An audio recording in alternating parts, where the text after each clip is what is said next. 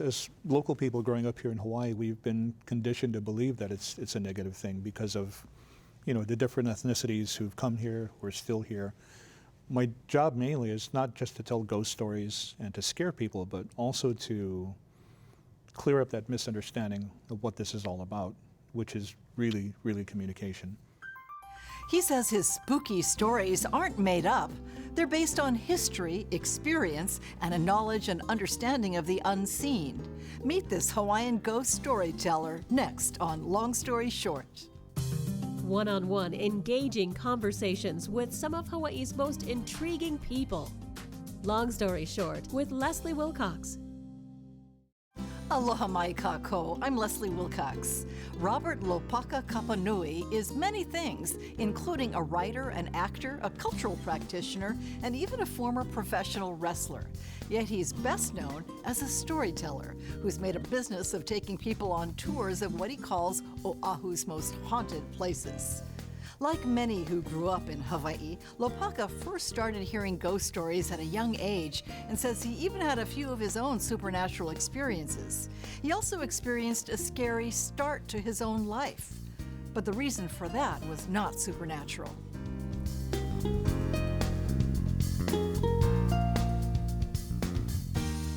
At 3 months of age, I was severely malnutrition, and they said I was about the size of a rolled-up newspaper. My mother was having an argument with my grandfather and refused to go home, so instead she chose that we should live in a station wagon behind a bar in Kalihi, but my health wasn't good, and my mother didn't have the means financially to take care of me in that capacity, and so as hard as it was for her, and she told me this later on, she had to do something to help me and to make sure I had a better life. And her only option was to give me up for adoption.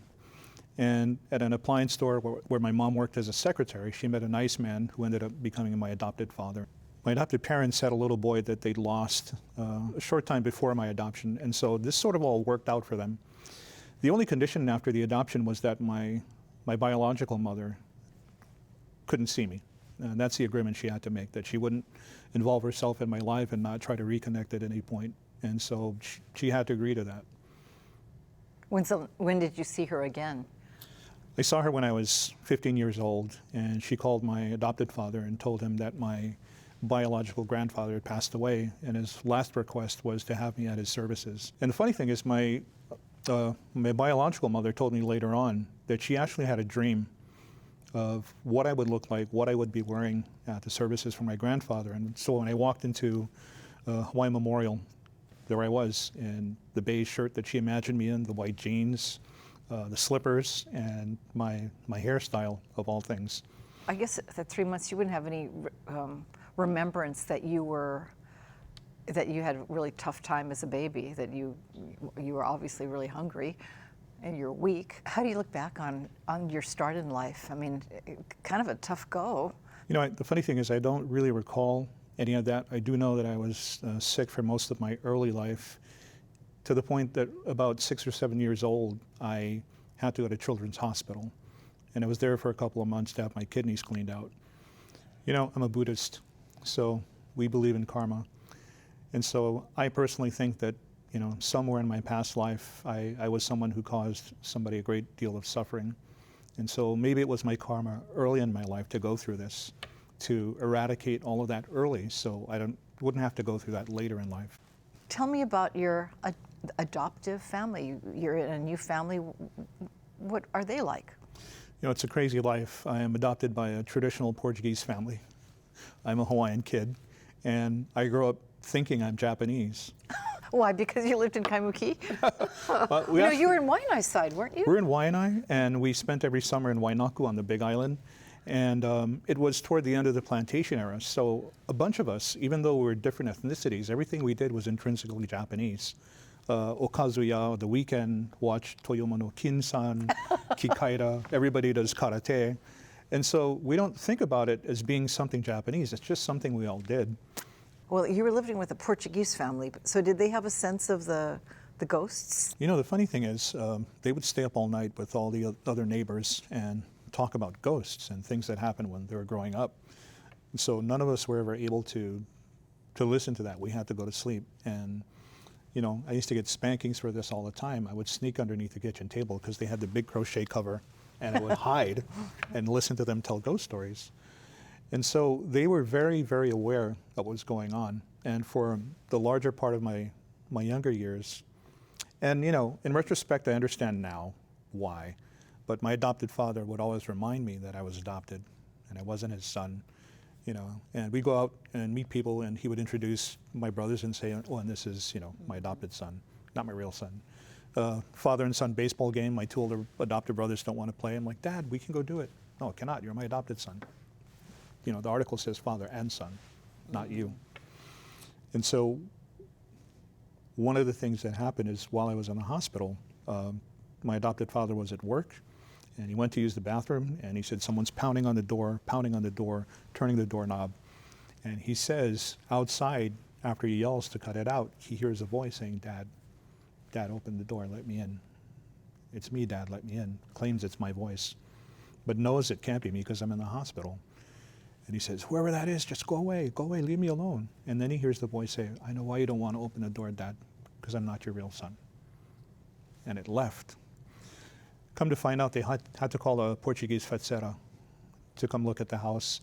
And she told my adopted parents, she says, there's 3 Hawaiian people buried underneath this house.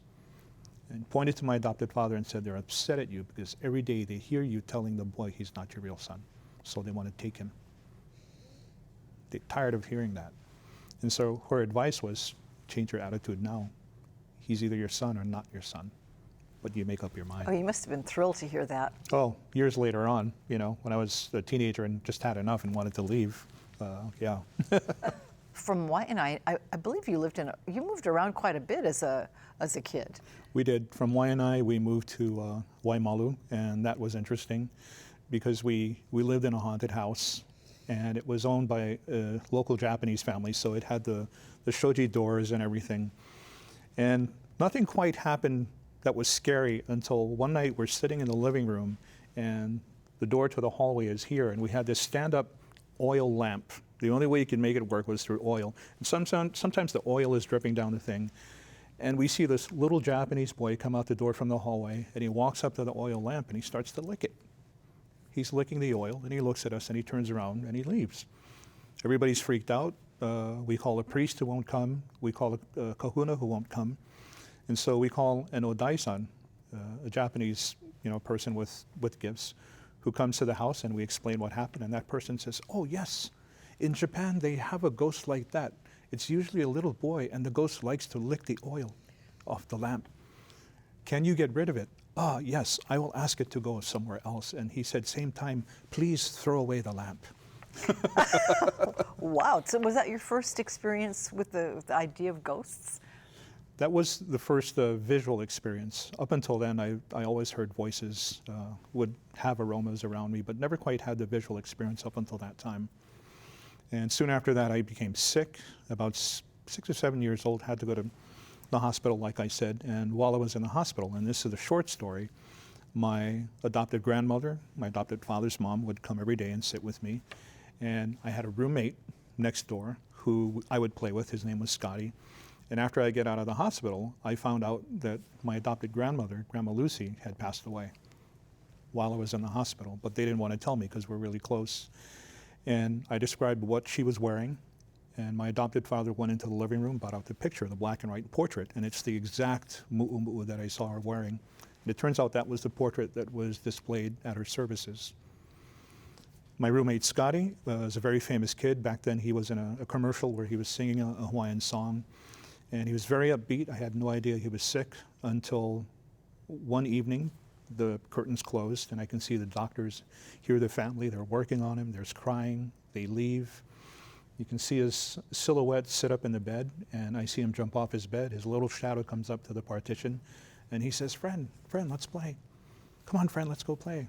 And I start to get off the bed, and then I hear my adoptive grandmother say behind me, don't get off that bed.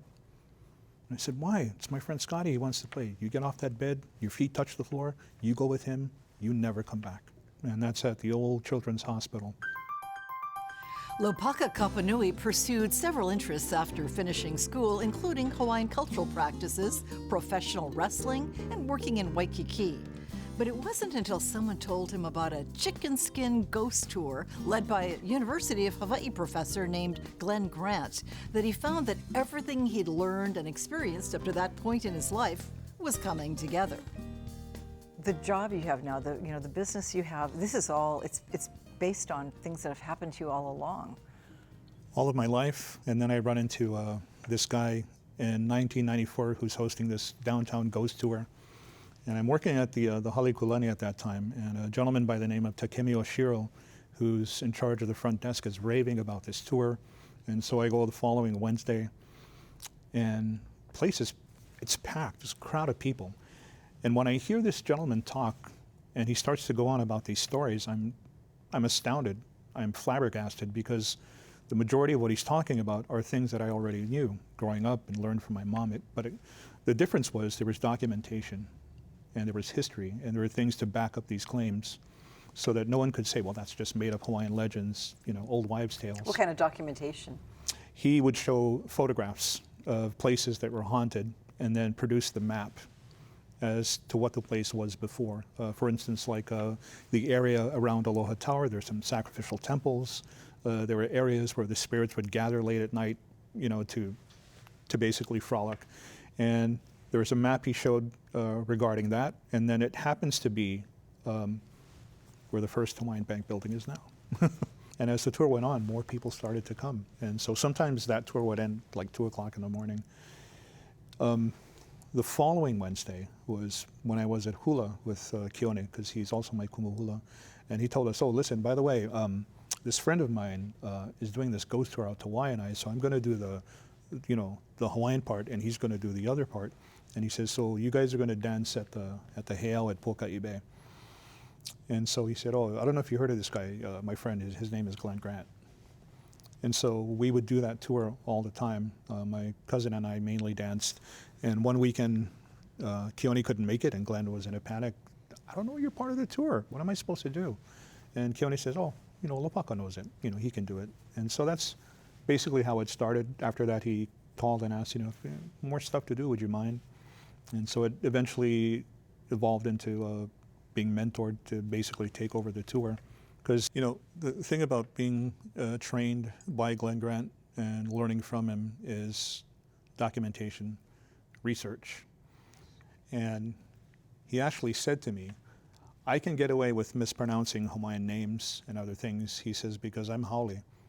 So people expect me to make mistakes. But he says, you as a Hawaiian, one mistake you make, your own people will crucify you. So he said, it's harder for you than it is for me. So you have to get your facts straight. Well, he was a professor, so he would have to get his science right. Absolutely.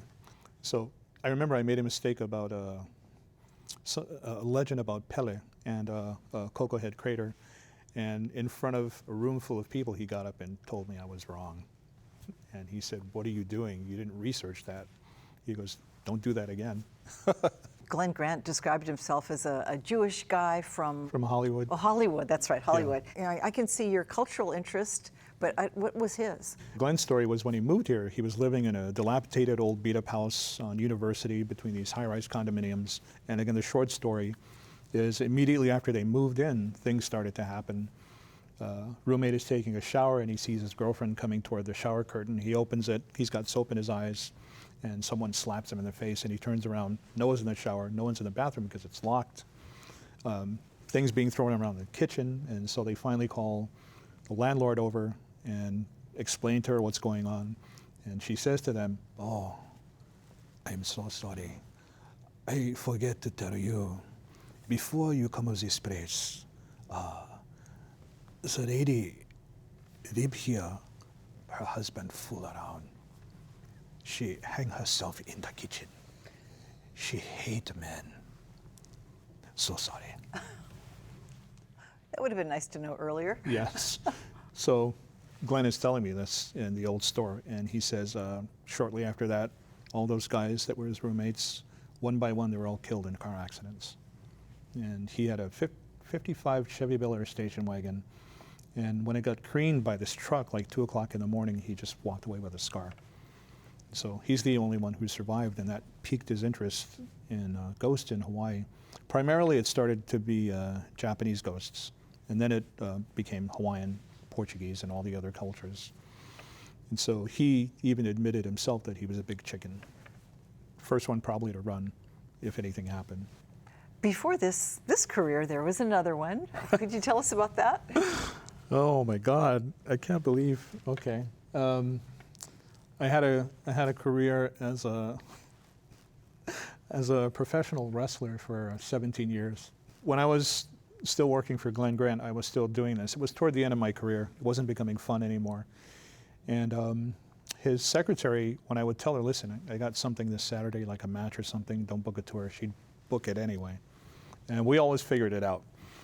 But one weekend, I could not get out of the tour, and I could not get out of wrestling the match. So I had to figure something out.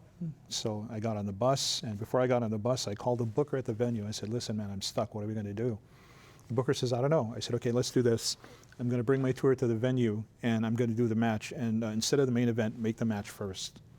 And he says, okay. And I said, but I'm going to bring my tour with me. He's like, oh, man, I don't know about that.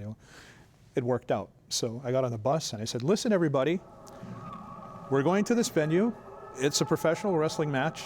When the bus pulls up, you guys get out, go into the front door, sit in the front row. I'm going to run into the ring, beat the guy up, I'm going to win the match, and then you go back to the bus, and we'll do the tour. And that's exactly how it happened. I run in, beat the guy up, 1, 2, 3, get the belt, run out, people go on the bus.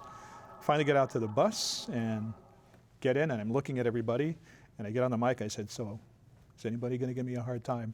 No, no! And then, big round of applause. Lopaka Kapanui says his knowledge of Hawaiian history and culture and the supernatural have come about through research and his own experiences, as well as the encounters of others who've shared their stories with him.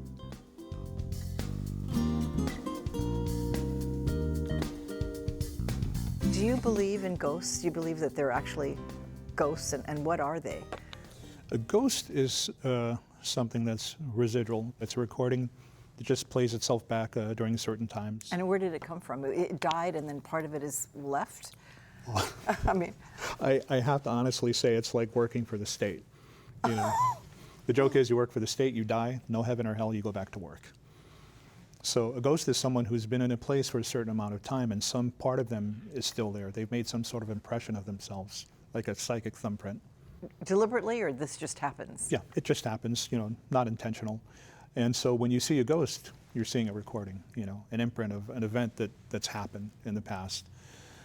When you see an apparition is aware, it's cognizant. It knows it's not here anymore, it knows it's not human, but it's here for some reason, some unfinished business.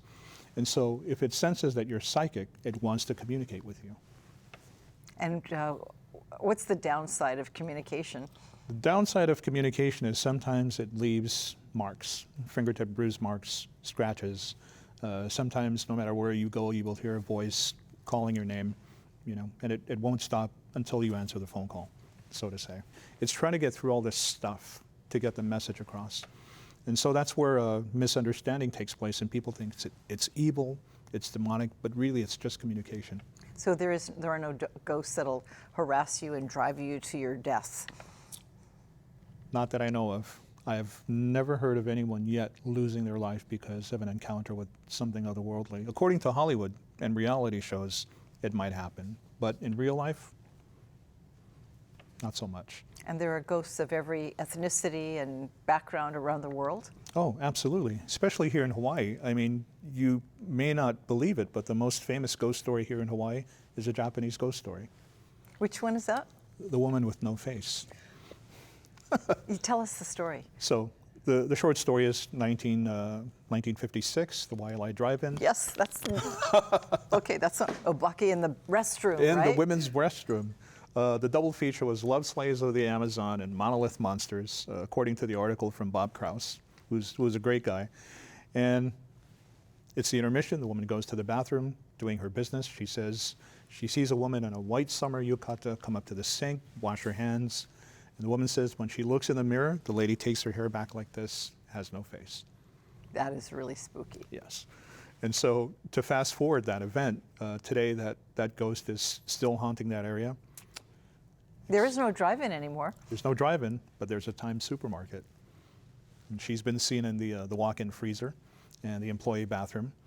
And there's also a shopping mall. After the drive-in was demolished in '94, she had nowhere to go. So she went to Times Supermarket and then the mall.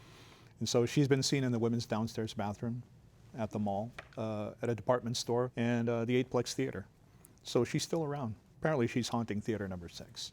Why is it not okay to take pork over the puli, according to legend?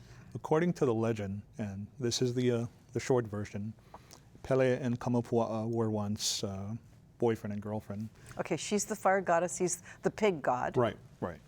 And so even though they were in this relationship, Kamapua'a has not changed his ways. And so he's out cavorting, and Pele finds out, and one afternoon he's coming home and says, "What a wondrous sight, a tidal wave coming from the mountain." And he realizes it's a tidal wave of lava. He says, "Oh my God, she found out." And so he's running for his life, Papa'iko, Puna, Panaeva. And a hill outside of Hilo called Ka'uku is where the pig god lies flat and begins to pray. And the heel rain, the Uakanilehua, begins to fall. They say roots from great trees rise up and hold back the lava, the lake of fire. And finally, when it's all cooled off, they say Pele appears and says, "Well, I can't kill you, so what are we going to do?" He says, "Let's make this agreement that from this moment forward, the Ko'olau side of every island, the windward side is mine, lush, green, filled with rain. And the Kona side of every island will be yours, hot, arid, dry. And none shall cross into the other's territory." And Pele says, "Oia," agreed. And so if there's any truth to this, it is really that you can't bring pork from the windward to the leeward side. But to be more specific, you can bring pork through the H3, the Wilson, the Pali tunnels, but you can't bring it up that road at the Pali Lookout that's coming from the windward, because technically there's a road at the Pali Lookout that crosses that meridian that makes it leeward. I will send you a picture of someone who bought pork over the Pali coming from that side. It's someone who unknowingly thought he was doing a good thing by making an offering, but come to find out his offering was pork to the pig god, which I later on told him, you realize you're making an offering of pork to the pig god. Do you understand that? And he says, "Why? Does it make a difference?" I said, "It's like offering a mother her own children." Under his hand, in this picture, you see a green swirling mist like this. I actually had to go back 4 o'clock in the morning to do prayers of apology for that guy and supplication, because on these adventures, I'm pretty familiar with ghosts and spirits and other things, but a lot of times it's foolish people that worry me. Are there certain pathways or energetic points that are known for ghosts? Yeah, they're called aukueva. And the aukueva is an opening between worlds where after you die, your spirit is escorted to the next world by your family aumakua. What about the jumping off places? There's several in the islands. One of them is at Mokuleia by Kaena Point, and then Maui has one known as the jumping off place for souls. Yes, that's Kahikili's Leap. The other one we're talking about is Lelena Ka'uhane at right on the cusp of Mokuleia and Kaena. Another one is Kalailoa, Barbers Point. And yet another one is now the cafeteria of Moanaloa High School. And so that's another leaping place. And Moanaloa High School used to be on my list of the 3 most haunted public schools on the island, but it's fallen off since King Intermediate has taken its place. Because of what happened there before? Mainly because of the history. For instance, Aiea High School, the famous battle of Kaeokulani and Kalani Kupule months before the Battle of Nu'uanu. It takes place from Aiea High School all the way to where Palimomi is. The unfortunate thing about that battle is when Kalani Kupule wins the battle over his uncle, every warrior that's been slain on the uncle's side, they've all been left out in the open. They have not been given the proper burial of respect.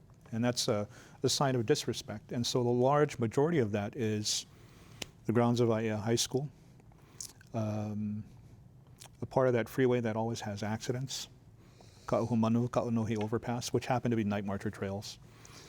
And so the trauma that is caused by an incident makes a psychic thumbprint on the environment. And depending upon the kind of people who are around the area, determines as to if that trauma becomes residual or cognizant. And so what we're talking about when we say residual is an event just repeating itself. It's not aware that you're there. Cognizant means the event is aware that it's passed away. It's aware that it's not human. And when it becomes aware of us, it wants to interact and communicate. And that's when hauntings happen. So many people think this is all balderdash. I mean, yeah. it's just, ridiculous. How do you explain to them that why you know this is true? What I always tell them is, give me a chance to change your mind. Spend some time with me, come to the event, come listen, and give me a chance, give me that opportunity to change your mind. You don't have to like it. I would encourage that you at least respect it. But that's the first thing I say, let me change your mind. And they usually end up becoming believers at the end. We close this program with a spooky story that Lopaka Kapanui told a group at a Japanese cemetery in Mo'iliili, Oʻahu, during a full moon on the night of a Friday the 13th. Mahalo to Robert Lopaka Kapanui of Kaimuki, Oʻahu, for sharing your life stories and chicken skin accounts with us. And thank you for joining us. Aloha nui. The new wife is a teacher, and one night she's home, sitting at the kitchen table, correcting papers. She's sort of watching TV. And all of a sudden, the TV screen goes, all that white poltergeist filter. And the wind suddenly dies, and the sound is gone. And from behind the house, somewhere near the mango tree, she hears the tinkling sound of the chimes. Ding, ding, ding. And it's coming around the house, outside her bedroom, the bathroom, coming around to the living room. Ding, ding, and now coming up the steps. Ding, ding. And she tries to get up to see what the source of the sound is, but she cannot move. Something is holding her down at the kitchen table. Not even her head can move, only her eyes can look toward the front door. Holding chimes in its hand. There's a skeletal fist with flesh falling off of it. And when it walks into her living room, there's a skeletal remains of a woman in a faded, bloody white kimono. Clumps of hair falling off her skull. Teeth bare. And she stands just inside the front door in the living room, and she says,